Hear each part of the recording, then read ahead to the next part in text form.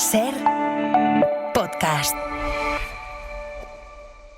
Estás escuchando El Abierto de Hoy por Hoy. Cada día analizamos las noticias más relevantes de la actualidad, las claves políticas, económicas y sociales, con las voces de los protagonistas y los distintos puntos de vista de nuestros tertulianos. Tiempo para el análisis, tiempo para el abierto. Es ya martes y hoy están aquí compartiendo esta mesa Gonzalo Velasco. ¿Qué tal? Muy buenos días. Hola, buenos días. Elisa de la Nuez, muy buenos días. Buenos días. Ignacio Escolar, buenos días. Muy buenos días. Ahora iremos con todo lo que tiene que ver con la negociación para la paz en Ucrania. Recordemos que hoy hay la reunión en Arabia Saudí entre las delegaciones de Estados Unidos y de Rusia para empezar a hablar de la paz en Ucrania sin la presencia del país invadido, que es Ucrania, y sin la presencia de Europa, a pesar de ser una guerra que se está librando en territorio europeo. Ahora iremos con todo ello porque hay mucho que contar, porque también ayer hubo esa reunión de urgencia convocada por Macron en París para intentar aunar una posición común en Europa ante el ninguneo de Estados Unidos en esta negociación para la paz. Pero antes, quiero detenerme en algo que está pasando en Argentina, y es la polémica que rodea al presidente Milei después de que él animara a invertir en una criptomoneda que después resultó ser una estafa.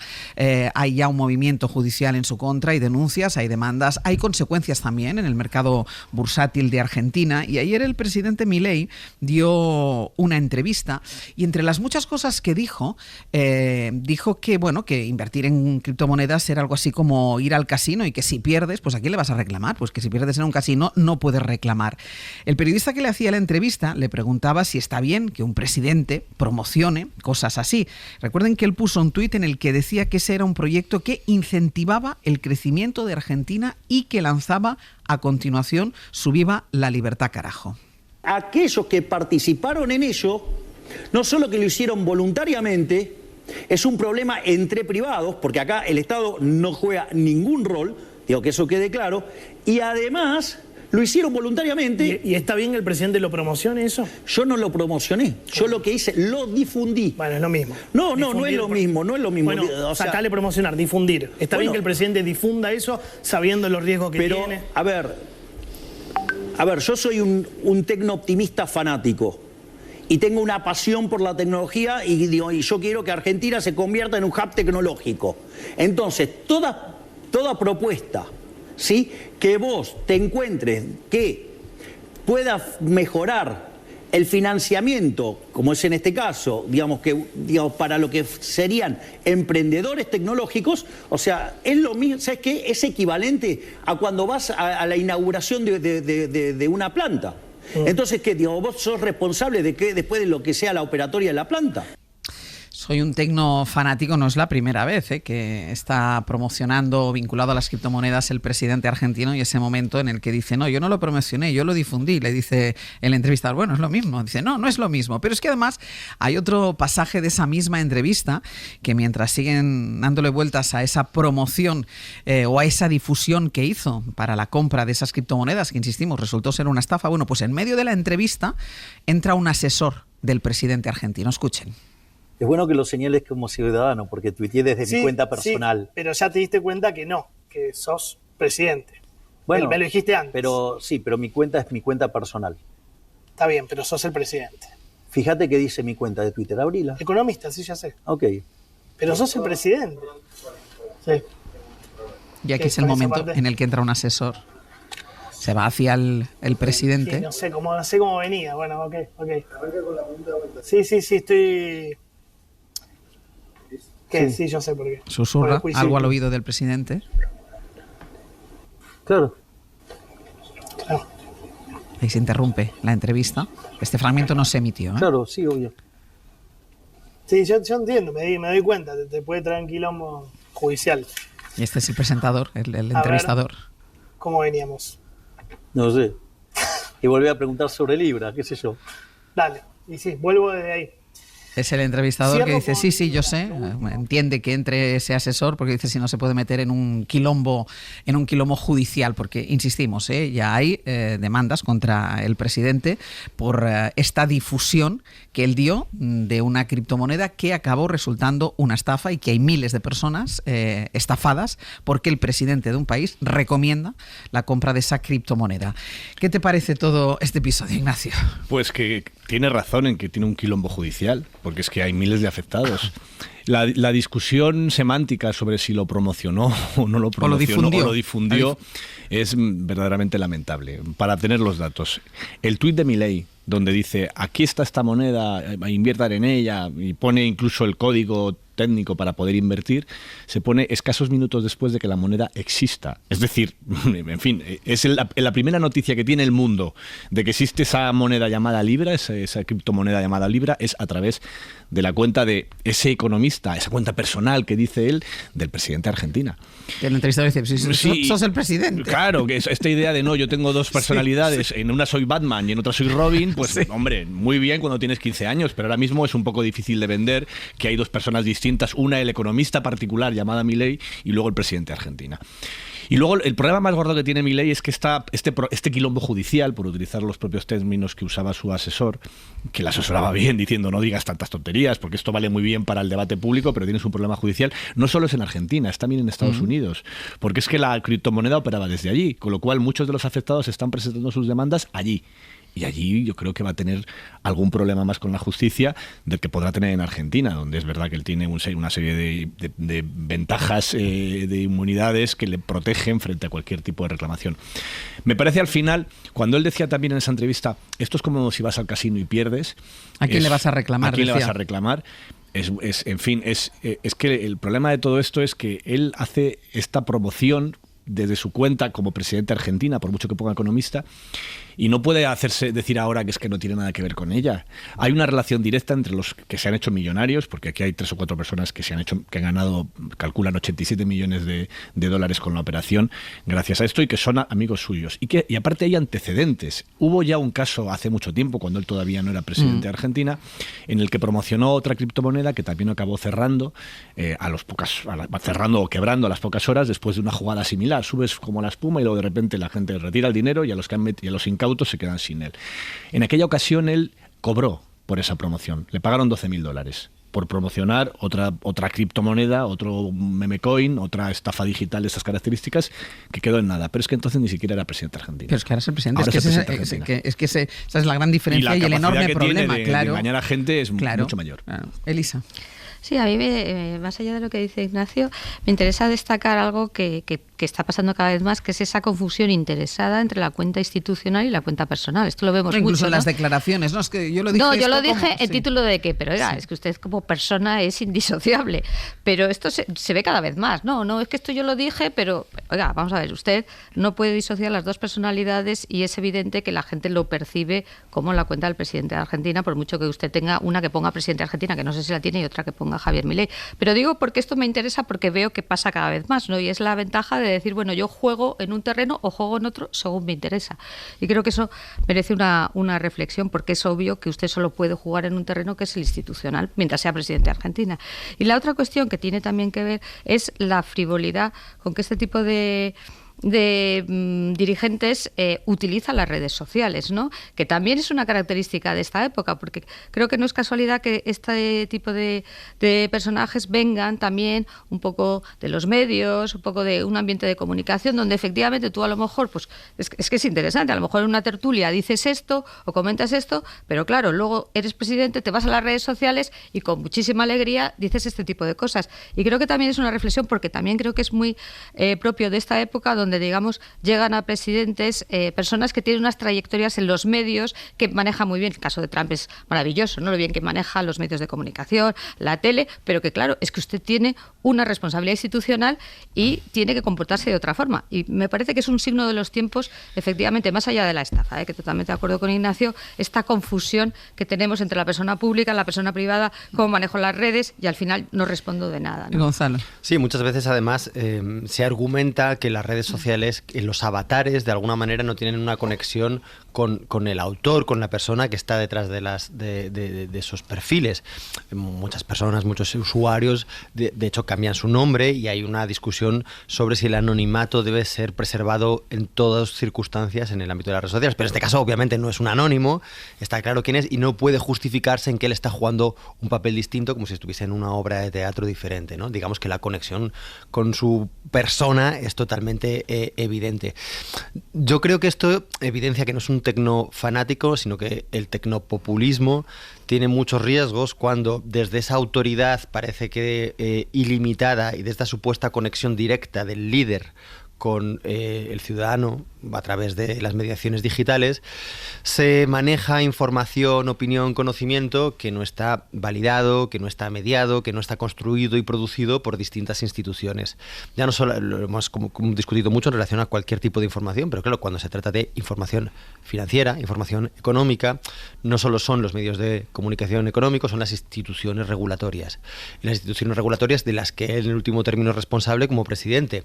Claro, no se puede emitir una opinión, un consejo, una prescripción sobre un producto que no tiene ninguna regulación por parte de bancos centrales ni ninguna institución. Es un riesgo para cualquier ciudadano y por lo tanto es un tipo que privilegia el manejar información, digamos, aparente, ¿no? Que de alguna manera sí tiene una imagen tecnológica, tiene una imagen de modernidad, de innovación, de creatividad. Privilegia eso a la protección del ciudadano medio, ¿no? Y en el fondo es muy patético, porque además demuestra que él no tiene la sartén por el mango, que él no tiene capacidad de saber qué es lo que está promocionando o qué negocio quiere buscar. Porque claro, cuando Trump habla de las tierras raras en Ucrania, sabe exactamente lo que quiere, lo lanza en redes sociales, maneja un clima de opinión, pero cuando este tipo habla de una criptomoneda, manifiesta el carácter patético de su liderazgo. Lo que pasa es que si solo se quedara en patético, Gonzalo, el problema es cuando de patético pasa peligroso. Claro. O sea, si se quedara solo en patético, pues dices, mira, porque es patético. Desprotege, expone a muchos ciudadanos al hacer eso, ¿no? Y por eso hay una no legitimidad y ahí seguramente una posibilidad de una imputación que es verdad que será más a nivel exterior por los mercados, digamos, globales, pero que también a nivel nacional, desde luego, hay un incumplimiento de sus funciones que de alguna manera, aunque sea en control parlamentario, se tiene que hacer ver. Es que esta idea de has ido al casino y has perdido se puede aplicar a su voto también. Claro. ¿no? O sea, esa gente que con buena intención puso ahí su voto pensando que apostando a negras en vez de a rojas iba a salir mejor la cosa y ha salido como ha salido, ¿no? Y yo creo que esto le va a hacer verdaderamente daño, porque es que no hay que olvidar que todas estas personas que apostaron por esta criptomoneda y que han perdido su dinero son sus seguidores. O sea, ha engañado a sus propios seguidores. Sí, simplemente añadir además que él se prevale efectivamente no solo de su condición de presidente, aunque diga que no, sino de su condición de experto, porque él es un economista. Entonces, efectivamente, parece que si te lo recomienda alguien que es un economista y es el presidente de tu país, pues tiene un plus de credibilidad. Tiene un doble valor. Pues vamos a hacer una pausa y a la vuelta vamos ya con las negociaciones para la paz en Ucrania, porque hace unos minutos ya estamos viendo las imágenes en las televisiones internacionales. Ya están sentados en la mesa de negociación los dos representantes, las dos delegaciones de Estados Unidos y de Rusia para hablar de la paz en Ucrania, insistimos, sin Ucrania y sin la Unión Europea.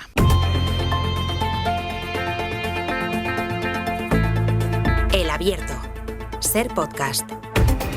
En el Abierto, Gonzalo Velasco, Elisa de la Nuez, Ignacio Escolar, pendientes de esa negociación, insistimos, que ha empezado ya en Arabia Saudí, con esa imagen de las dos delegaciones de representantes de Estados Unidos y representantes de Rusia sentados en la misma mesa negociando la paz en Ucrania, que delegaciones encabezadas por parte de Rusia por Sergei Lavrov y por parte de Estados Unidos por el secretario de Estado, por Marco Rubio.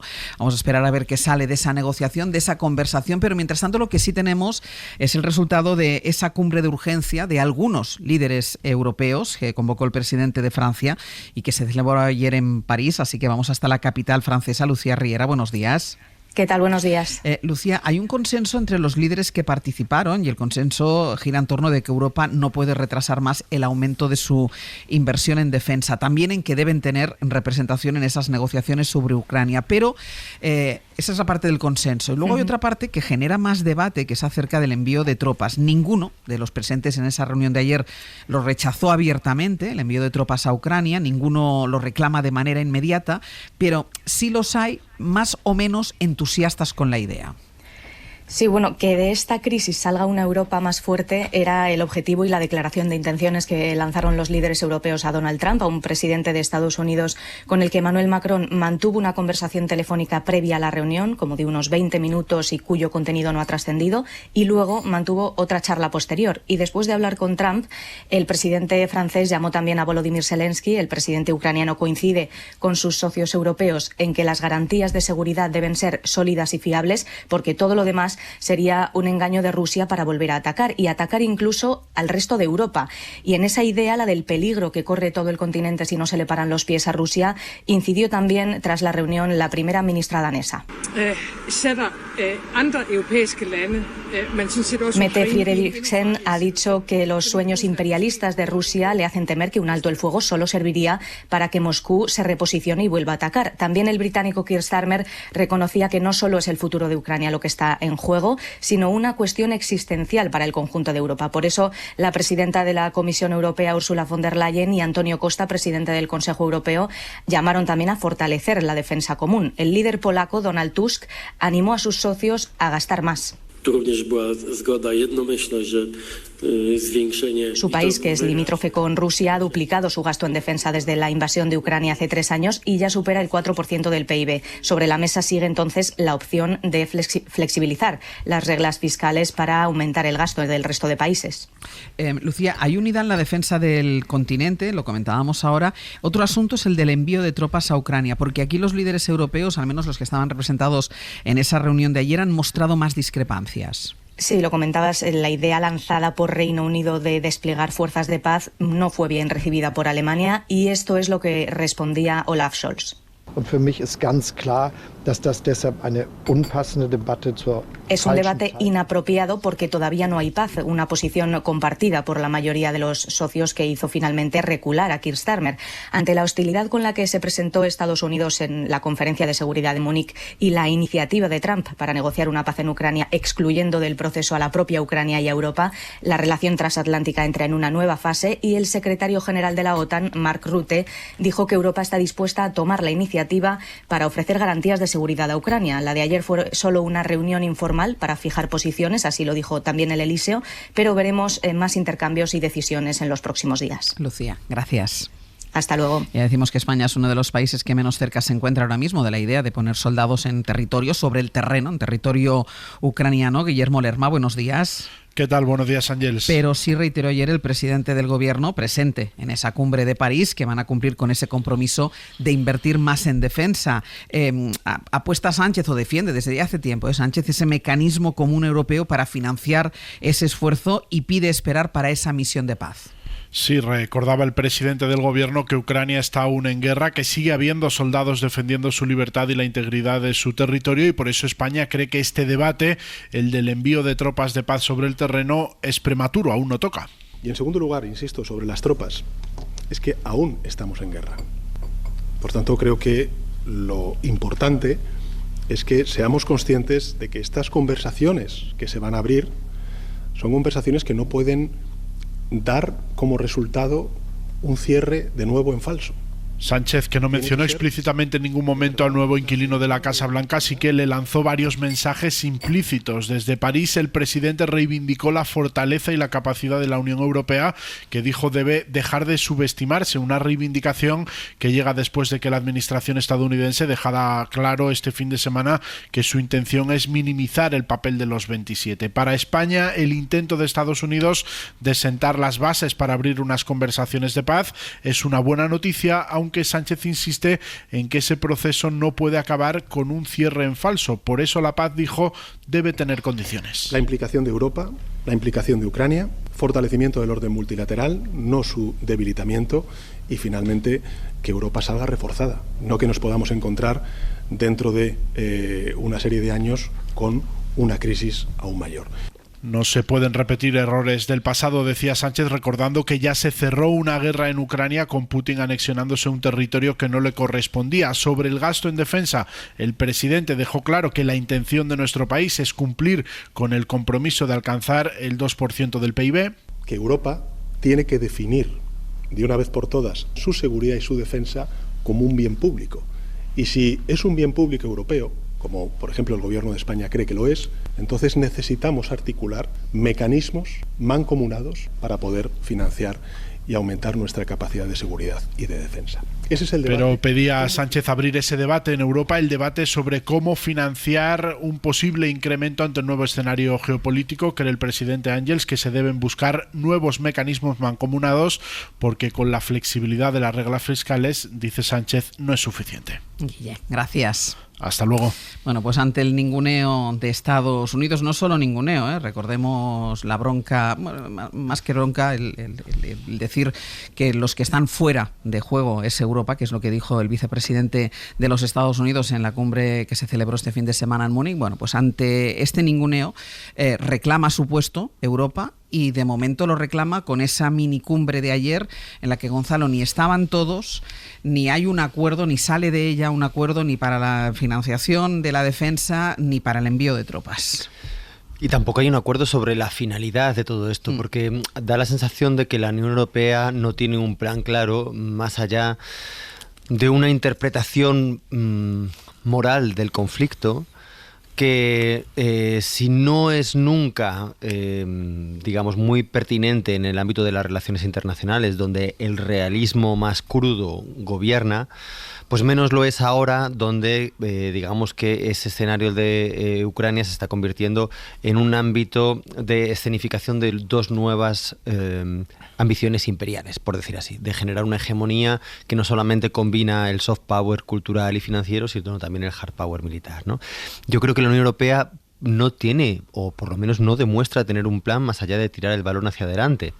Y es verdad que esa inversión en defensa sin un objetivo claro suena a un gasto en cierta manera injustificado. Es decir, no es lo mismo tener un propósito, saber qué es lo que se quiere conseguir dadas las circunstancias, con quién se quiere hablar, qué elementos de fuerza se van a jugar, que sencillamente seguir dando un apoyo militar que seguramente que puede que no genere ningún tipo de rédito, solamente casi por aquietar la propia conciencia europea. Yo creo que hay que ser críticos con este tipo de reuniones si no se tiene un objetivo claro, si no hay una conciencia de qué es lo que se desea obtener, ¿no? Seguramente lo que está en juego aquí y lo que seguramente ya se haya perdido es la posibilidad de que Ucrania entre en la OTAN, que ha sido históricamente aquello a lo que Rusia se oponía. Posiblemente esa pérdida de la posibilidad de que Ucrania entrara en la OTAN, según se cuentan quienes saben de esto y quienes están haciendo crónicas sobre lo acontecido en los últimos años, esa concesión se hubiese podido dar a cambio de que Rusia no ganara territorio ucraniano, que volviese a las fronteras del 22. Ahora mismo lo que está en juego es si Ucrania no va a entrar en la OTAN y si además Rusia se va a quedar con ese territorio. Entonces, en ese campo de juego, ¿qué es lo que quiere Europa? ¿Qué es lo que va a negociar? Entonces, bueno, parece que de momento están en el órdago, que todo siga igual, que la OTAN, que Ucrania mantenga las posibilidades intactas de entrar en la OTAN y que además Rusia se retire a sus fronteras del 22. Bueno, pues está difícil. Está difícil, entonces hay que ver cómo va a conseguir eso cuando no hay ninguna circunstancia que lo favorezca. Y quizás solamente impulsar militarmente ese logro, pues tiene algo de ingenuo si no hay de nuevo mediaciones, si no hay otros recursos de influencia, de presión, etcétera, ¿no? Entonces, no es ni siquiera interlocutor. Claro, entonces, bueno, me parece muy bien que haya una creciente conciencia, pero estas reuniones para cuestiones a medio plazo están bien, pero ya empieza a hacer falta un plan a corto plazo, y eso es lo que más que sea Macron, que precisamente mucho europeo, mucha reunión, mucho república versallesca, pero que finalmente no materializa de sus planes, pues también es muy simbólico, ¿no? Yo creo que es necesario efectividad. Ignacio. A ver, yo creo que aquí se explica muy bien cuando hablaba Sánchez de cómo se paga, de que esto sea algo mutualizado. ¿Cuál es la manera? Hay un precedente que es los fondos europeos de recuperación, el Next Generation, que es vamos a hacer una mutualización de gasto público masivo financiado por Europa, es decir, financiado entre todos, con lo cual va a unos tipos de interés distintos a que si lo pide cada Estado, y de esa manera pagamos un extraordinario que se queda al margen de nuestras cuentas de déficit y de deuda de cada Estado, ¿no? Eso es un poco el resumen de cómo ha funcionado hasta ahora la emergencia anterior, que fue cómo gestionar la consecuencia del coronavirus, de la pandemia y también de la propia guerra de Ucrania. ¿Puede servir eso para crear una alternativa de seguridad a lo que tiene ahora, lo que supone ahora la OTAN? Es casi la única manera de hacerlo. No tienes manera de poner en marcha eso, sobre todo en países como España, de financiar, o como Italia. A Italia se le exige dentro de la OTAN llegar a un porcentaje de gasto público que obliga pues a cerrar escuelas y hospitales, porque si no, no tienen cómo hacerlo. Y el problema de fondo es que Europa va a tener que plantearse ese debate, porque tanto si sigue en la OTAN como si no. Si sigue en la OTAN porque es la exigencia del socio principal, y si se asume de una vez que la OTAN ya ha dejado de ser un paraguas para Europa, porque no pensemos solamente en Ucrania, es que estamos en una situación donde el líder de la OTAN, el país líder de la OTAN, está amenazando la integridad territorial de otro miembro de la OTAN, que es Dinamarca, con Groenlandia. Sí. O sea que ya estamos en ese escenario donde ser alguien donde los aliados de Estados Unidos no están protegidos de Estados Unidos directamente. Pues es una situación en la que de una manera o de otra Europa tendrá que tomar una decisión, ¿no? Si de verdad se puede permitir estar al margen de todo el problema de seguridad que se está generando a nuestro alrededor, por Estados Unidos y por Rusia, no solamente por Rusia, si no hay otra alternativa diplomática, que parece que no la hay, si tiene capacidad Europa de ponerse de acuerdo más allá de estas declaraciones tan rimbombantes que hacen de vez en cuando los líderes europeos. A mí estas declaraciones de Macron hoy, hablando de la necesidad me recuerdan mucho a cuando escuché a Sarkozy decir que iba a refundar el capitalismo con la crisis anterior. O sea, en Francia son especialmente expertos a la hora de dar grandes declaraciones históricas de problemas que no resuelven, o que no somos capaces los europeos en su conjunto, a pesar de que lo intente Francia, de resolverlo.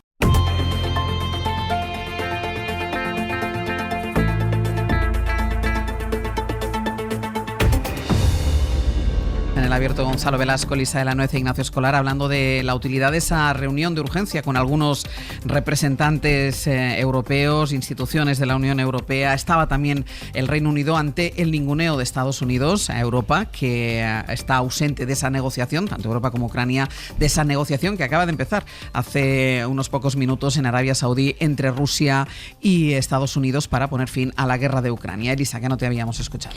Sí, bueno, yo creo que dando un poquito un paso atrás con respecto a lo que habéis comentado antes, está claro que estamos ante un cambio, un giro copernicano en lo que es el orden internacional, ¿no? Y yo creo que la mayor escenificación es una mesa de negociación donde está Rusia, Estados Unidos, y no está Ucrania, que es uno de los países que están en guerra, y no está o no se invita a la Unión Europea.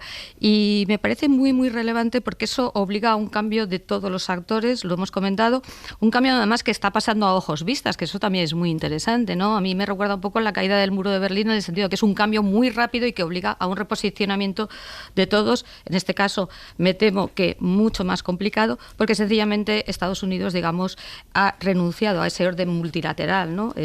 Nacido de la Segunda Guerra Mundial, que supone, como he dicho también, las claves, unas instituciones, unos procedimientos, unas reglas, que con todas sus limitaciones sabemos que al final invades Irak, aunque la ONU dicte una resolución en contra, pero al final existen unos procedimientos, existen unas reglas y existen, digamos, unas instituciones que nacen del desastre de la Segunda Guerra Mundial. Y eso, sencillamente, ya Estados Unidos ha renunciado o pasa de ello, y estamos en otro escenario, en un escenario donde básicamente es la realpolitik o la fuerza además, sobre todo, como habéis dicho, militar, que es lo que cuenta. Claro, ese escenario para Europa es un cambio absolutamente radical, ¿no? Y en ese sentido yo también... Es que es difícil adaptarse a ese cambio en 24 horas. Esto es así, y más, digamos, con todos los condicionantes que tiene la Unión Europea, que de nuevo es una organización, digamos, absolutamente excepcional en términos mundiales, en todos los sentidos, con muchos países, como bien habéis dicho, hombre, Polonia es que tiene frontera con Rusia, nosotros estamos muy lejos, con muchos intereses diferentes, muy acostumbrada a que le saquen las castañas del fuego. En las guerras europeas venía Estados Unidos, tenía que intervenir, acordémonos que hemos tenido una guerra en los Balcanes, es decir, y eso ha cambiado, y eso además ha cambiado, quizá no de la noche a la mañana, porque ha ido, digamos, esa tendencia venía de antes, pero digamos ahora con Trump esto es lo que hay. Y claro, adaptarse a eso en 24 horas no es fácil, digo, por romper una lanza a los líderes que se han reunido con bastante rapidez con el Reino Unido, que me parece una cosa importante, y que al final el acuerdo, efectivamente, como bien decís, no hay un plan, no tal, pero hay un acuerdo de nos tenemos que defender nosotros. Yo creo que eso sí que queda claro, ¿no? Esto ya es una cosa nuestra, la defensa de Europa es una cosa de Europa, con todas las limitaciones, con todos los condicionantes, condicionantes, con todo, que no hay un plan, pero yo creo que esa idea de, oiga, es que en nuestra defensa tenemos que invertir nosotros, sí que es una idea que nace claramente, de decir, Estados Unidos no te va a hacer este papel de hermano mayor, de tal, y yo eso sí que me parece que es un cambio radical. Dicho eso, que seamos capaces o no de hacerlo con un plan, como bien decís, con una estrategia a medio plazo, lo que dice Ignacio, cómo se va a financiar esto, pero yo creo que lo que sí ha caído por su propio peso, y esa es la única ventaja de Trump, que es que te lo deja clarísimo, es decir, mire, esto es lo que hay, pues en ese momento nos tenemos que ocupar nosotros y veremos si somos capaces o no y en qué plazos, porque los plazos son importantes. Claro, el problema es que ese consenso de momento es de un grupo, que es verdad que es un grupo de los países principales, hegemónicos, más influyentes, pero no es un consenso que pueda hablar por toda la Unión Europea, ¿no? Estos países que se han reunido son los que son partidarios efectivamente de una autonomía estratégica, pero al mismo tiempo, a nivel interior, y nosotros en España somos quizás el ejemplo más claro, hay reticencias a ese incremento del gasto presupuestario en defensa. Por lo tanto, hay una voluntad, pero al mismo tiempo hay una tensión interior.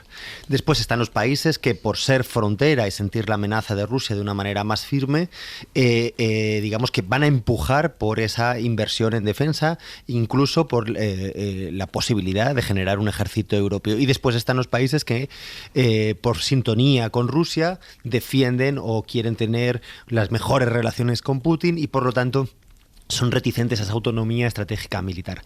Por lo tanto, es muy difícil de hablar de un consenso en la Unión Europea en relación a esto. Y además, ¿en qué marco se realiza?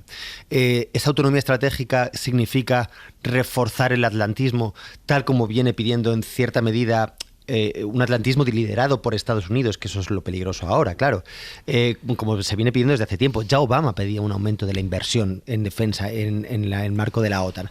Lo que pasa es que ahora la dirección tomada por la OTAN puede no ser la querida por la Unión Europea, de tal manera que en qué marco se está aumentando esa autonomía estratégica en defensa. No está en absoluto claro cuando parece que Estados Unidos, por sintonía personal, se ha hablado mucho de los grandes hombres, ¿no? Pero también incluso ideológica, esta idea de que Moscú es un nuevo bastión de resistencia frente a una Europa corrupta, manchada por la inmigración, etcétera, puede realmente Estados Unidos encontrar en Rusia una entente y puede buscar estratégicamente atraer a Rusia hacia sí mismo para evitar su alianza y la posible pinza con China. Entonces, ¿qué quiere hacer Europa con su autonomía estratégica en ese jaleo?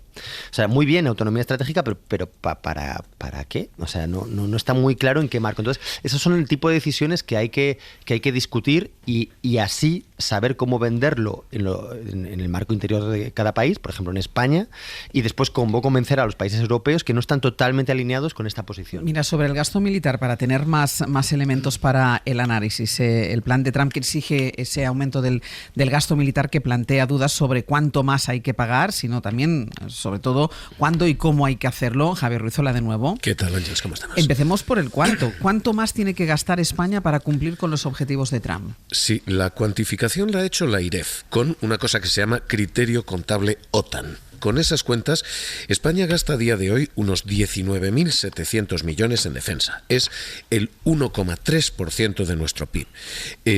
España, Ángels, ya ha aumentado ese gasto en defensa. Hemos pasado del 0,9% en 2019 al 1,3% hoy. Son 8.000 millones más en aumento en 5 años. En términos presupuestarios, Ángels, el Estado central ya gasta más dinero en defensa que en sanidad, educación y cultura juntas.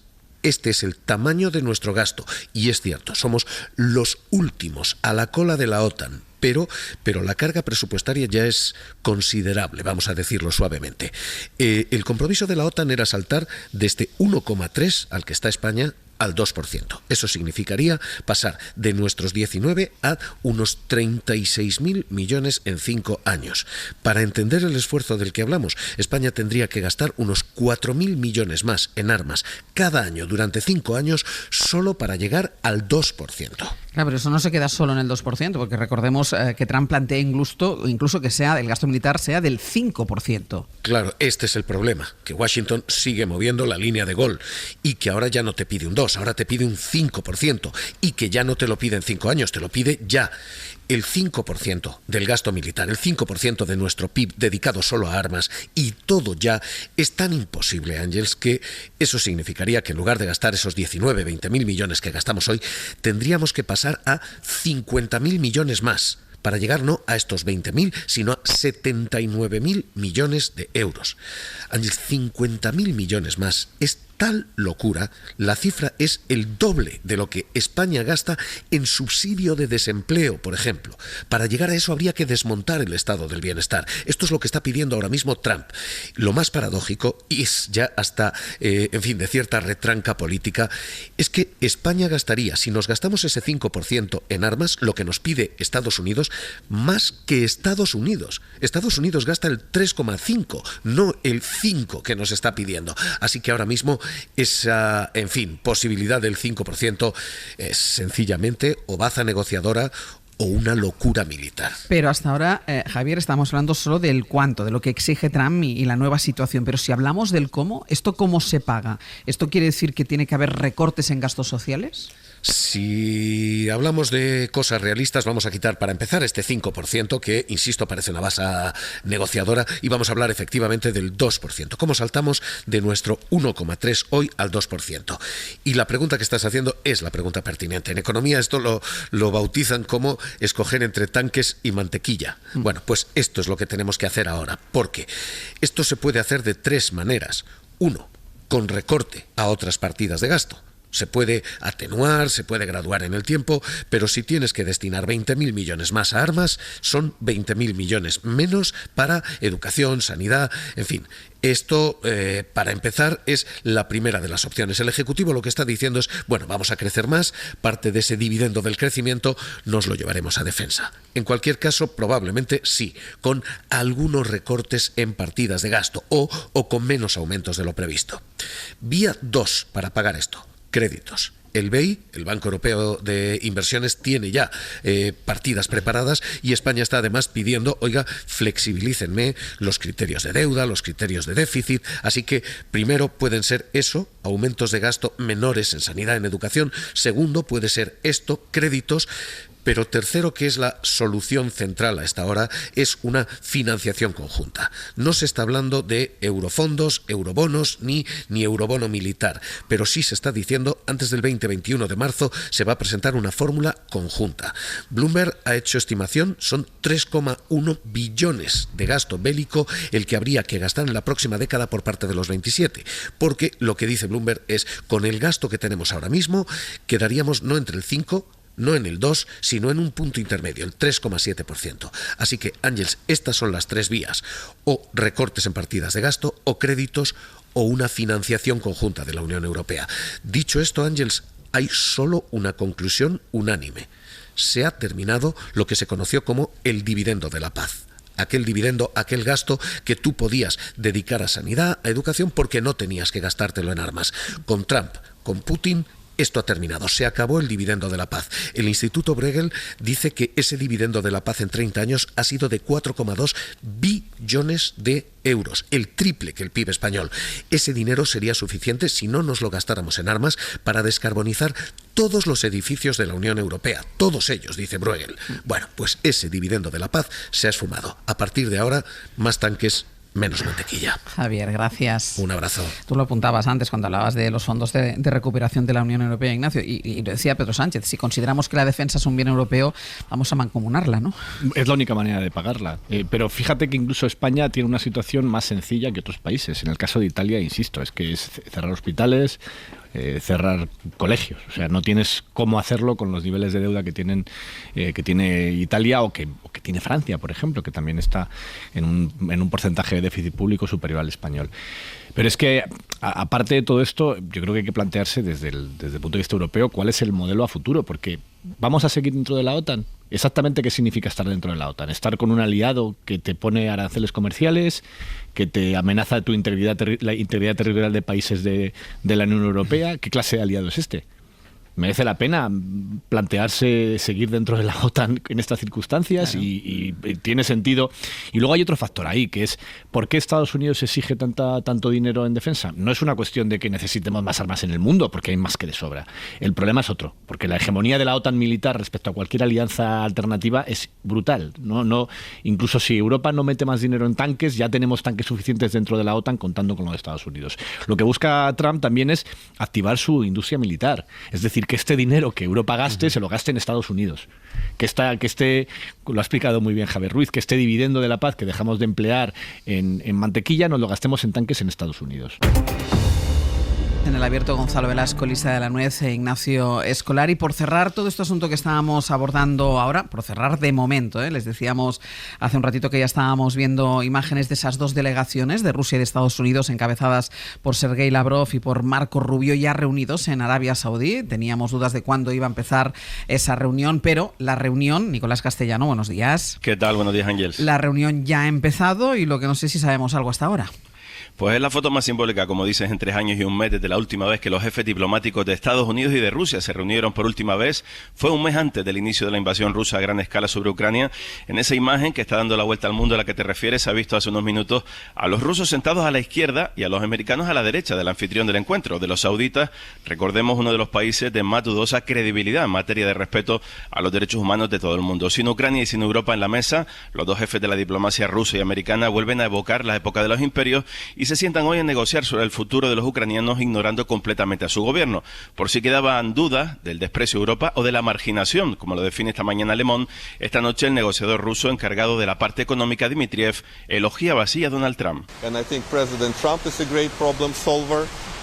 Kirill Dmitriev afirma que Trump y su equipo sí que saben negociar y resolver problemas. Ha señalado, despreciando una vez más a Europa, como ha hecho Trump desde su regreso a la Casa Blanca. El portazo definitivo a que los diplomáticos de Kiev estén presentes en estas conversaciones no solo se lo ha llevado Zelensky, sino también Europa, en el recado claro que dejaba el jefe de la diplomacia rusa antes de viajar a Riad. Lavrov, que acusa a Europa de querer continuar la guerra y por eso dice que rechaza su presencia en la mesa de negociaciones en un escenario donde ignora absolutamente a Zelensky. Que en todas las entrevistas insiste una y otra vez en que Ucrania no aceptará ningún resultado de esas conversaciones bilaterales entre americanos y rusos y que vuelve a agitar el fantasma de Afganistán. Lavrov y Marco Rubio quieren relanzar, Ángels, las relaciones bilaterales, pero además de descongelar estas relaciones, se espera que salga la fecha de la anunciada reunión entre los dos líderes, entre Trump y Putin, que se han lanzado ya varias invitaciones cruzadas. Y mientras, en el campo de batalla, los rusos están cada vez más cerca de hacerse con otras dos ciudades claves en el Donbass. Pues estaremos muy pendientes de lo que salga de esta reunión, Nico. Gracias. Hasta luego. El mundo está cambiando rápidamente y luego aquí en España tenemos algunos asuntos muy nuestros y muy particulares, como por ejemplo el que protagoniza el que vuelve a protagonizar el jefe de gabinete de Isabel Díaz Ayuso, Miguel Ángel Rodríguez, vuelve a ser noticia por una característica que es muy suya, que es la de mentir directamente. Y esta vez fue a raíz del episodio del programa de Jordi Évole, que emitió La Sexta el domingo, y en ese programa salían varios familiares de mayores que murieron en las residencias madrileñas durante la pandemia, que murieron solos, que murieron sin ser hospitalizados, que murieron sin recibir asistencia médica. Bueno, pues al ver las declaraciones de estos familiares de fallecidos, Miguel Ángel Rodríguez, jefe de gabinete de Isabel Díaz Ayuso, empezó a poner en cuestión todos estos testimonios. Escribió a través de Twitter que a ver si no iban a ser ciertos, que igual no tenían, que mentían la gente que salía, porque a ver si es que no iban a tener a nadie o que nadie de su familia había pasado por una residencia. De hecho, más tarde aseguró que él mismo había comprobado uno de esos testimonios y él dijo que la mujer mentía. Radio Madrid, Elena Jiménez, buenos días. Hola, ¿qué tal? Muy buenas. Al que se refería Miguel Ángel Rodríguez era el testimonio de una mujer que perdió a su madre, y el hecho cierto es que sí, que su madre murió en una residencia de la Comunidad de Madrid. Entonces, cuando empezaron a afearle la falsedad a Miguel Ángel Rodríguez, él dijo, uy, perdón, es un error, y empezó a escribir sobre otras cosas. De hecho, acabó otra vez intentando darle la vuelta para pedir que dimitiera el gobierno central. Pero las víctimas están indignadas por este nuevo episodio de mentiras, de falsedades protagonizado por Miguel Ángel Rodríguez, y quieren que el que dimita, que el que se vaya es él. Sí, las familias están heridas porque lo que ha hecho el jefe de gabinete de Ayuso ha sido difamarlas públicamente. María Jesús Valero perdió a su padre. Estamos indignados, no lo siguiente. Llevamos 5 años con unos atropellos que ya no podemos con más. Insultos, abruptos, barbaridades. No podemos permitir. Queremos la dimisión de este señor ya. Miguel Ángel Rodríguez llegó a poner en esa red social, en X, que había que comprobar si los testimonios de las familias eran de verdad. Luego dijo que había comprobado ya el primer caso y que era falso. Tras las críticas, cambió el relato y dijo que el testimonio era cierto y que pedía disculpas por lo que él llamaba un error, pero esto a las familias no les vale. Ramona Carvajal perdió a su madre, nos lo contaba con dolor en Hora 14. Pues te duele bastante, te duele mucho porque muchos de nosotros estamos en tratamiento psicológico por culpa de esta situación y escuchar estas cosas, pues la verdad es que te duele muchísimo. Este señor tendría que dimitir. Lo que no se puede tener es la poca vergüenza de decir que encima estamos mintiendo a los familiares. Luego, en esa red social, el jefe de gabinete de Ayuso se dedicó a poner mensajes sobre casos judiciales de todo tipo que tienen que ver con el gobierno de Pedro Sánchez, diciendo que esas cosas son lo importante. Aunque para las familias lo importante es que esta vez no ha sido la primera en la que se han visto atacadas. Un alto cargo que fue vicepresidente en el gobierno de Ayuso decidió que las familias ya habían superado lo ocurrido y la propia Ayuso dijo aquello de que no se salvaban en ningún sitio para defender que no fueran atendidas en los hospitales. Elena, gracias. Gracias, hasta luego. A ver, un error es equivocarse incluso de forma involuntaria, sin querer en alguna ocasión. Lo que hizo Miguel Ángel Rodríguez el domingo mientras se estaba emitiendo el documental de Jordi Évole fue mentir otra vez y mentir sobre un tema de una sensibilidad y de una importancia vital para miles de familias que vieron como sus familiares, como sus madres, sus padres, sus abuelos, murieron en las residencias solos y sin ningún tipo de asistencia. Familiares a los que el gobierno de la Comunidad de Madrid, presidido por Isabel Díaz Ayuso, no ha prestado la más mínima atención. No los ha escuchado, no ha hablado con ellos, ha mostrado cero empatía con ellos. Y ahora, además, todo esto aderezado por una práctica, Gonzalo, que no es nueva en el caso de Miguel Ángel Rodríguez, que es la práctica de mentir. Sí, lo que pasa es que, digamos que la virtualización de la mentira y de la verdad se topa en ocasiones con que detrás pues hay vidas, hay personas y hay acontecimientos reales que además tienen la capacidad y la autonomía para elevar a su vez la voz, ¿no? Y de organizarse incluso. Porque estamos muy habituados efectivamente, y creo que para Miguel Ángel Rodríguez es incluso un hábito, un gesto casi inconsciente esa mentira, a que claro, como ocurre en redes sociales, un poco lo que pasa con Milei, ¿no? ¿Qué más da si aquí promociono un Bitcoin que no sé exactamente lo que es, ¿no? Pues con él, bueno, pues Miguel Ángel Rodríguez dice, bueno, pues voy a desacreditar esta información porque no nos beneficia, yo tengo mis seguidores, yo tengo mis canales de difusión, mis cámaras de eco, lo voy a hacer porque total, ¿qué? Bueno, pues total, detrás hay primero muchas familias que se han organizado para protestar por la situación. Hay mucho trabajo de investigación y de documentación detrás. Aquí está Ignacio, el diario.es, Infolibre.es, otros diarios que han hecho mucho trabajo para seguir manteniendo viva la memoria de lo que aconteció. Y yo creo que esto es como una especie de como una de las pocas resistencias a esa estrategia de la mentira y de la virtualización de la realidad que tiene Miguel Ángel Rodríguez y el gobierno de Ayuso en la realidad, estructuralmente, ¿no? O sea, de alguna manera la realidad se les cuela por la ventana y no son capaces de disolver toda esta serie de acontecimientos en su propio beneficio, ¿no? Y yo creo que en ese sentido hay que mantener efectivamente viva esa memoria, no solamente por justicia, por dignidad de las familias y de los fallecidos, sino para evidenciar la sensibilidad de un gobierno como, digamos, estrategia de gestión, porque esto es lo que es, ¿no? Elisa.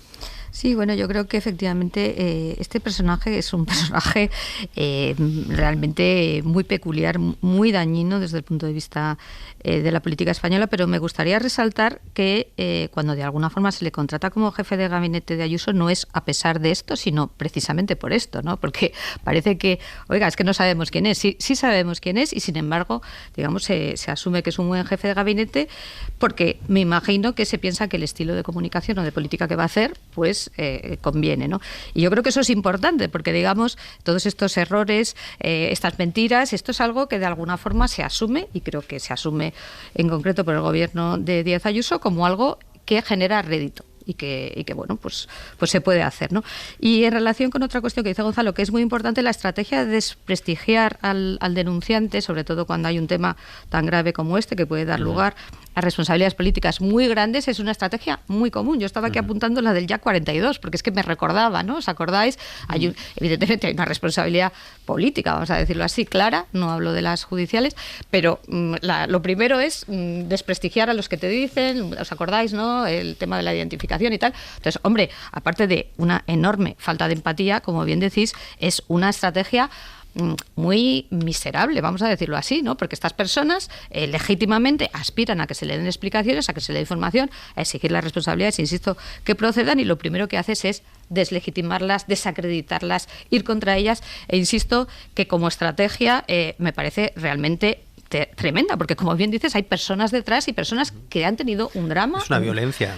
Efectivamente. Pero lo que sí que me gustaría resaltar de Miguel Ángel Rodríguez es que era una persona que todo esto se sabía. Yo me acuerdo que cuando se le nombra jefe de gabinete pensé, pues ya me están diciendo mucho, porque no es alguien que, digamos, te sorprenda, ¿no? Entonces, a mí sí me parece una cosa muy, muy tremenda, pero que me temo que si se mantiene, y estoy segura que se va a mantener, es porque esto les va bien, o ellos piensan que les va bien, o que no tiene coste electoral, me imagino, ¿eh? Tú decías el Jack 42, te vale también el 11M, también el 11M, te vale la Dana de Valencia, es bastante habitual que ante una tragedia con un montón de muertos, al final la estrategia de la derecha consista en la intoxicación y la mentira permanente. Y como decías, da votos. Una de las grandes innovaciones de la extrema derecha mundial, esto no es una cosa española, es que han descubierto que la mentira y el insulto es una herramienta política tremendamente útil.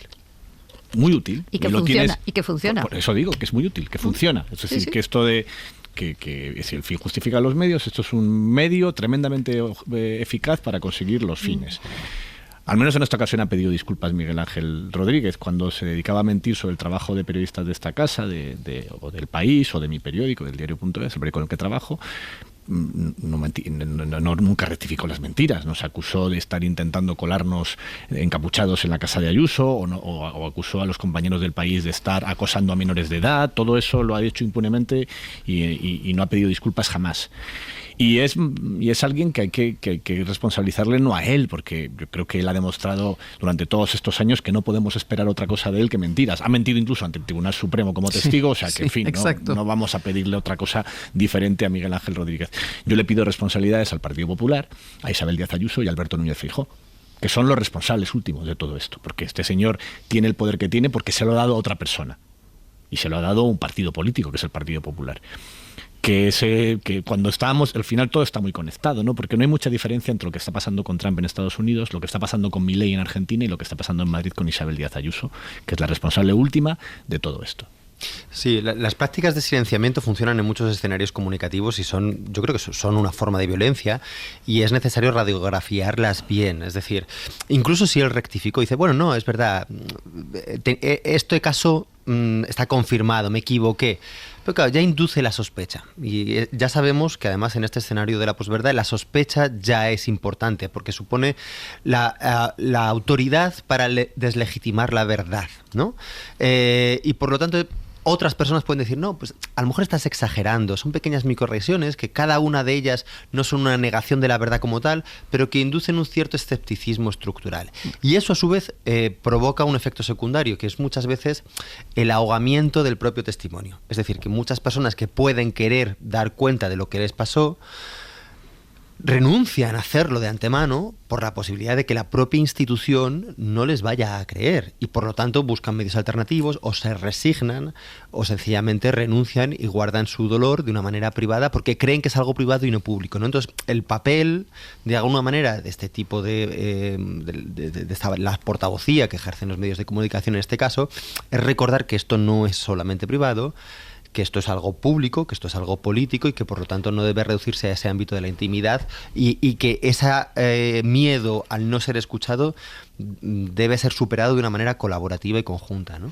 Sí, me parece muy interesante esto que dices, Gonzalo, porque es totalmente así. O sea, tú tienes que tener un cauce institucional para manifestar, pues, digamos, en este caso, lo que has sufrido, cómo lo has vivido, que te den explicaciones en el ámbito público, más allá del duelo privado, ¿no? Y efectivamente este tipo de conductas desincentivan totalmente eso. Hay dos cosas que creo que desincentivan mucho, que evidentemente vayan contra ti y digan cosas como que no te ocupas de tu madre, no ya que no seas hijo de tu padre, sino es que cuántas veces ibas a verlo a la residencia. Eso me parece muy, muy grave, ¿no? El uso de datos privados. Además, el jefe de gabinete de Ayuso puede descolgar el teléfono un domingo y preguntar cuántas el nombre veces... de las 7.000 y pico de personas que murieron en la residencia. Eso además, eso pero volviendo a lo que dice Gonzalo, es que cuando cierras esos cauces institucionales te vas a encontrar con que efectivamente esas personas o bien no quieren hablar o tienen que hablar en los medios o tienen que eso también me parece otro problema, acogerse a partidos políticos porque no tienes el cauce institucional que deberías tener, que es el de la Comunidad de Madrid, más allá, insisto, de temas judiciales. Y el de la justicia, que es bastante terrible que todos estos sucesos hayan sido archivados en todos los juzgados. Pero escucha, es que hay una cosa, déjame que te diga una cosa que me parece muy importante, que lo he escrito alguna vez, es que cuando ciegas la vía de las responsabilidades políticas, a la gente solo le queda la vía de las responsabilidades judiciales. Y también se la han cerrado, lo recuerdo. Sí, escucha. Eso es lo que me preocupa. Escucha, pero las responsabilidades judiciales penales son muy, muy complejas cuando hablas de casos como esto. Entonces, como no has dejado, digamos, la vía normal, que es la responsabilidad política, la responsabilidad institucional, la gente te mete una querella. Yo seré mal pensado, pero yo creo que si un gobierno de izquierdas hace una orden como la de la Comunidad de Madrid, no se hubiera cerrado las vías judiciales. Pues fíjate, casi me apostaría contigo lo que quieras, que igual, porque la responsabilidad penal tendrías prácticamente que hacerlo para, entre comillas, digamos, producir ese resultado. Eso es prácticamente imposible y además lo tienes que acreditar. Mira, hablaba Ignacio, salía el YA 42, salía el 11M, salía la Dana. Sobre la Dana nos ha llamado la atención también lo que ha pasado en las últimas horas, y es la solicitud del PP, que ya saben tiene mayoría absoluta en el Senado, y que es allí, en el Senado, donde ha abierto una comisión para investigar la gestión de la Dana de Valencia. Bueno, el hecho es que han citado a esa comisión al presidente del gobierno, hasta aquí podría ser algo más previsible, pero también han citado en esa comisión a Carlos Mazón. David Junquera, buenos días. Hola, buenos días. Su propio partido le pide que vaya a dar explicaciones al presidente de la Generalitat Valenciana, que hasta ahora, en lo que ha sido más efectivo, es en evitar dar explicaciones, en esquivar todas y cada una de las peticiones reiteradas que le han hecho por diferentes vías el resto de partidos políticos para saber dónde estaba en la tarde de la Dana, con quién habló, algo sobre el día de la Riada, y de momento no se ha conseguido nada. Y ahora el PP le cita a esa comisión.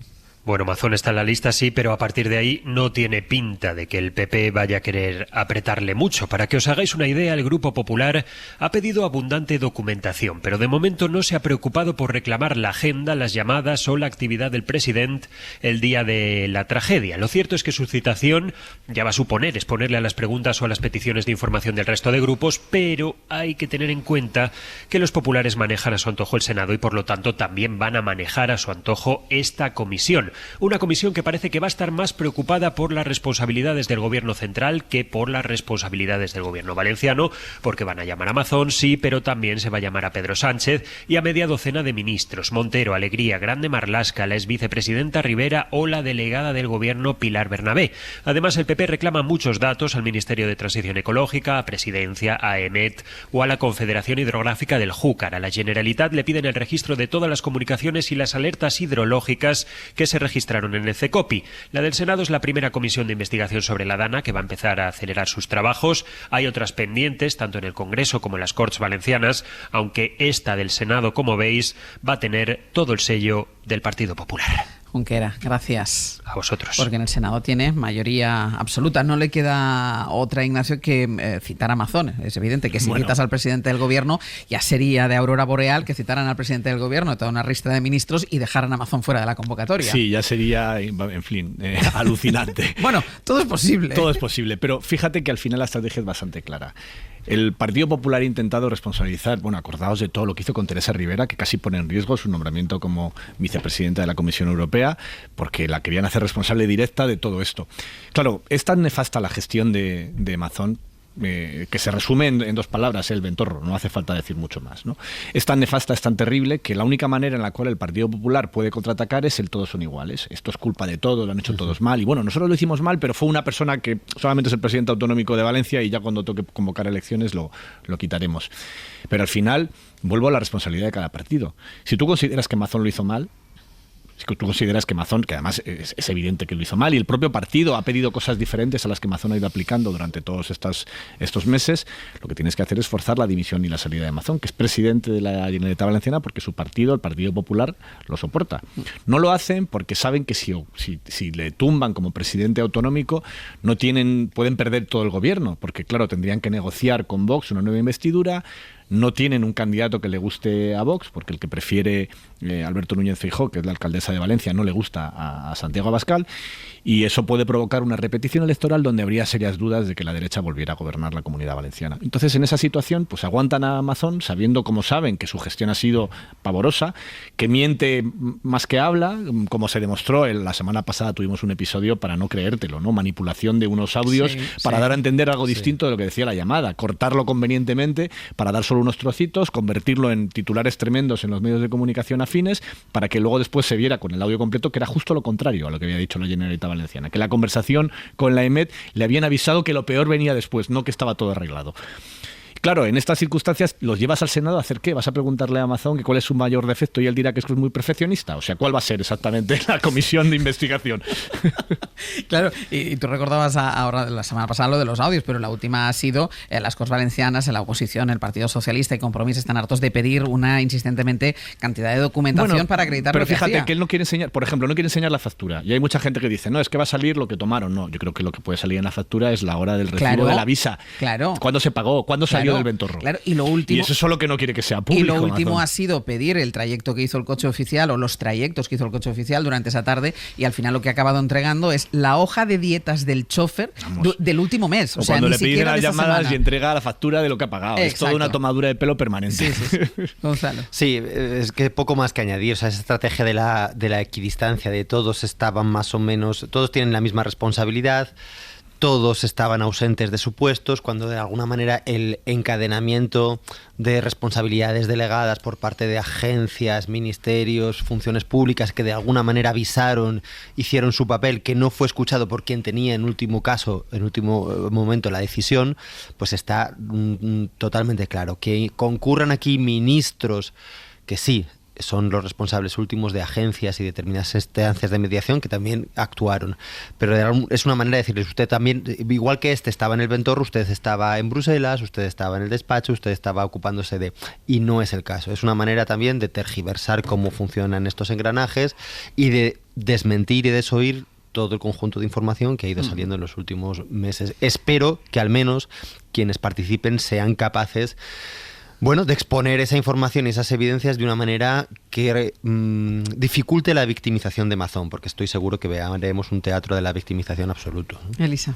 Sí, bueno, yo con respecto a la responsabilidad política de este señor, hablábamos antes, es evidente y será por las razones que dice Ignacio. Yo no sé cómo sigue, pero es evidente, y que además que su propio partido lo considera, como es lógico, el principal responsable político. Insisto en la idea de político porque probablemente las querellas tampoco vayan a ningún sitio, pero políticamente evidente. Una preocupación que sí me parece que es muy importante, que lo hemos comentado alguna vez, pero vamos a aprender algo de todo esto. Pues parece que no, que estas comisiones de investigación que se van a montar pues son para otra cosa, que pues como decís, ¿no? Pues a ver si repartimos las culpas unos y otros, pero es que yo creo que a la gente lo que le importa, por lo menos a mí lo que me importa, y supongo que en Valencia más, es, oiga, esto no puede volver a pasar, por tanto, ¿qué es lo que ha fallado?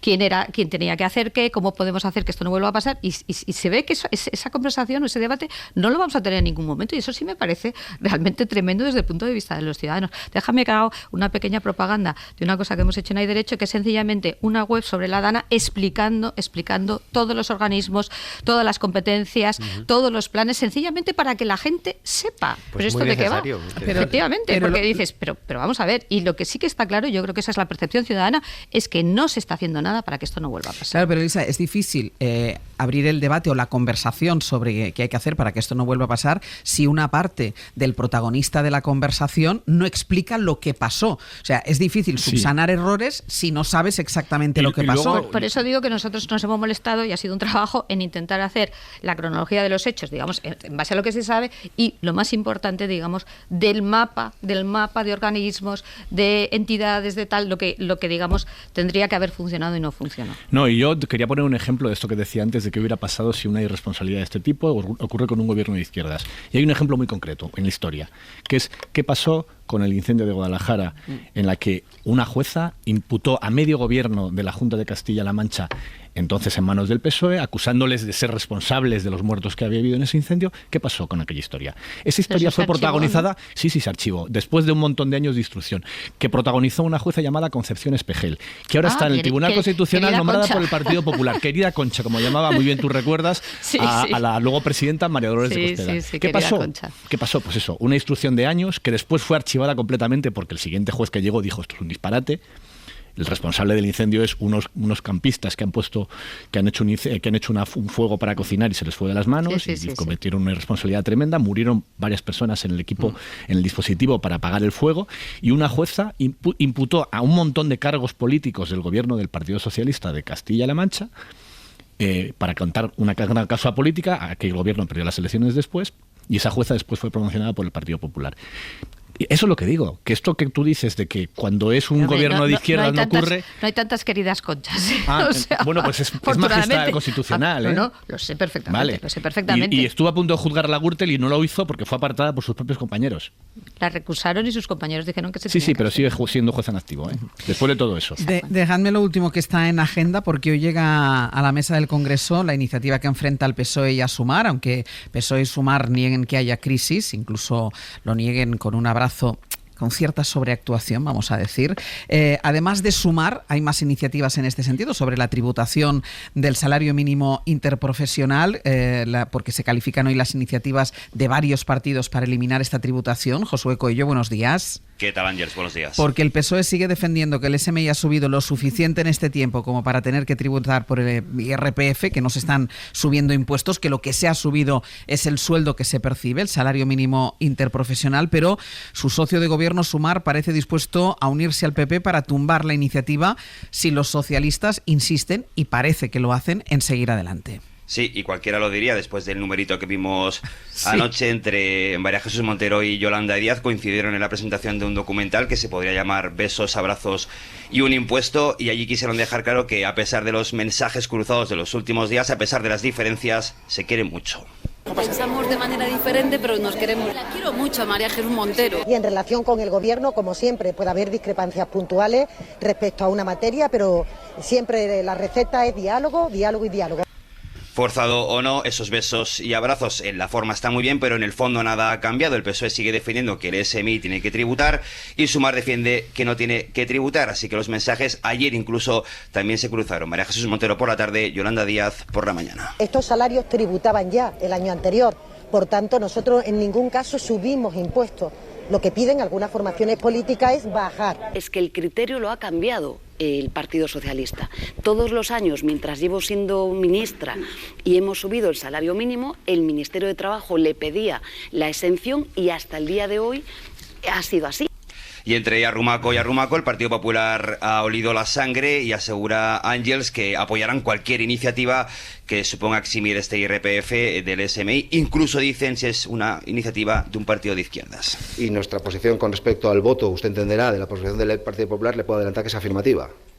Y si hay otras iniciativas que dicen lo mismo que lo que dice el Partido Popular, también votaremos a favor. Y esta opción, Ángels, es real porque hoy la mesa califica las propuestas de PP, Podemos y Sumar. El gobierno podría vetarlo, tiene 30 días alegando que es una ley presupuestaria, entonces podrían juntar sus votos Partido Popular y Sumar. Veremos entonces si llegados a ese punto hay tantos arrumacos y tantos besos. Josué, gracias. A vosotros. Es verdad que dijo en su momento la vicepresidenta segunda que las diferencias se solucionaban a base de amor, pero la verdad es que a mí me interesa poco saber si los miembros del gobierno se quieren entre ellos. Yo es que me da igual si se quieren entre ellos o no se quieren entre ellos, y la sobreactuación de ese beso y de ese abrazo también es innecesaria, sin entrar en el fondo que no nos da tiempo. Sí, es un fracaso comunicativo de una índole incomprensible, porque incluso si a Sumar esto le sirve para rotular su identidad a la izquierda del PSOE, de alguna manera quedan totalmente deslucidas deslucía la exitosa orientación laborista de este gobierno, porque es una exitosa orientación laborista. El trabajo está viéndose reforzado desde muchos puntos de vista y, sin embargo, todo queda ensombrecido por este detalle que es percibido como un tecnicismo quizás innecesario y como un fracaso finalmente por parte de los ciudadanos que se van a ver visto afectados, ¿no? Vamos y seguimos. Time, see what's become of me. Pues cerraremos la primera parte del Hoy por Hoy y abriremos la segunda. Pepe Rubio, Sergio Castro, buenos días. Todo por orden, claro que sí. Todo por orden. Primero lo primero, después lo segundo. Pues en lo segundo, lo primero de lo segundo, va a ser hablar y abrir el Comando Norte con Aitana Castaño y con Nacho Carretero para hablar del trabajo ímprobo, casi nunca suficientemente valorado, de los trabajadores sociales en este país. Lo vamos a hacer con protagonistas que se dedican a ello, como Esther Marcos y Rosalía Cano, a partir de eso, de unos minutos, a partir de las 10 y pocos minutos. Muy bien. Bueno, pues mi experiencia con Chema Rodríguez viene hoy acompañado de Teresa Figueroa, que tiene 76 años, nació en Quito, se vino a España durante la época de transición, se enamoró, se quedó aquí por amor, estudió turismo, pero es conocida por ser la jefa de Warner Bros. En España durante muchos años. Toma ya. Y ahora ha recogido sus memorias en Diario de una publicista. Muy bien. Un perfil muy interesante. Personajazo hoy en mis experiencias. Y bueno, todas lo son, ¿eh? Sí, la verdad es que sí. Y luego nos vamos a meter en un jardín donde yo a las plantas les doy un poco también de personalidad. Vale. Las bautizas. Sí, son plantas que florecen en invierno. Está la silene, que a mí me parece muy aburrida. Es como una persona aburrida. Sí, es rosa, así triste, ¿no? Después está el tajete, que es una flor que parece el crisantemo, así muy naranja. Con ese nombre tiene que ser entretenida. Tajete, un tajete ahí que no se le ve mucho en las urbanizaciones. A la empresa de jardinería le ha dado ahora por el tajete. Y a mí después está la cayuna vulgaris. Esta está muy bien. Que es el brezo. Eso está muy bien. El brezo es precioso, ¿eh? Tanto sea en rosa como en blanco. Lo ves en la Ruta de la Plata, lo ves ahí en las montañas, ahora florecido en invierno. Es un pasote. Qué bonito. Y si lo lacas un poco, lo puedes tener en un jarrón en casa. Vale, ya todo esto. ¿Y se puede llamar? Pues no, un momento, no le entretengáis, porque él entra aquí solo con un cometido. Qué bien. Que está el teléfono. Claro. 900 100 800, 900 100 800, porque a pesar de lo que yo he dicho, si aún tienen dudas, pueden preguntarle a Eduardo Barba, que se la soluciona. 900 100 800, llamen ya. Y terminaremos con 15 minutos de fama. Todo nos lleva hoy a la Casa Real, o gran parte de nuestro temario. Hablaremos de las ausencias de la reina Leticia en las últimas apariciones del rey Felipe, de las memorias del torero Jaime Hostos, o extorero, en el que habla de algunas fiestas multitudinarias e íntimas, también donde estaba el rey Juan Carlos, y ya tenemos una nueva figura de la princesa Leonor en el Museo de Cera, que, como cabía esperar, no se parece a gran cosa. Vale. Pues todo esto desde ahora y hasta las 12:20. Gonzalo Velasco, Elisa de la Nuez, Ignacio Escolar, hasta la semana que viene. Hasta luego. Adiós. Para no perderte ningún episodio, síguenos en la aplicación o la web de la SER, Podium Podcast o tu plataforma de audio favorita.